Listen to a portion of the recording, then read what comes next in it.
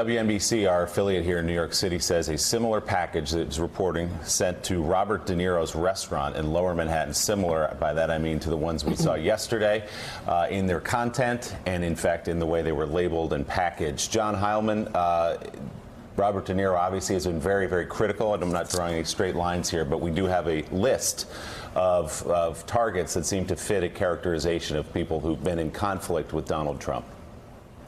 Yeah, these people have been, Willie. They've been among the most vocal critics of Donald Trump. Everybody remembers Robert De Niro at an award show, standing up on stage and dropping an F-bomb directly on the president's head. And that piece of video, the De Niro video, featured very prominently in the propaganda film that Steve Bannon released at the beginning of the midterm elections back around Labor Day.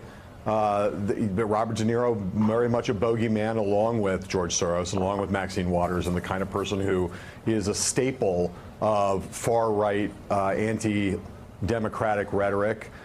Someone who's called out frequently in Republican ads and Republican rhetoric. I can't quite remember whether President Trump has ever explicitly singled him out, but certainly he is the kind of person who who has become a figure of hatred for many on the right, who see him as a figure of hatred on the left. Look, the composite picture here, Robert De Niro fits right in with the other recipients of these packages in terms of the role that he has come to play and the position that he occupies in the political cultural firmament.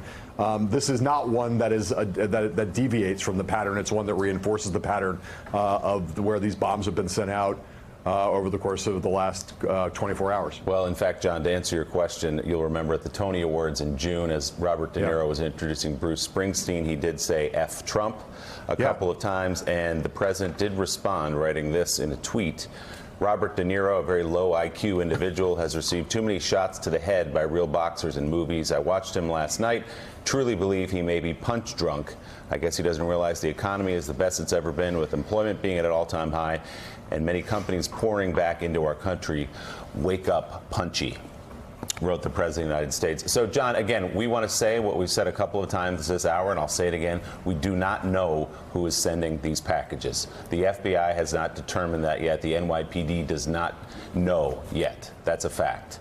But what we can say is that this long list now, up to 8 people who have received the packages or that they've been intercepted and intended for, fit a certain profile of Democrats for the most part and people who have been in conflict with Donald Trump in public view. Thanks for checking out MSNBC on YouTube, and make sure you subscribe to stay up to date on the day's biggest stories. And you can click on any of the videos around us to watch more from Morning Joe and MSNBC. Thanks so much for watching.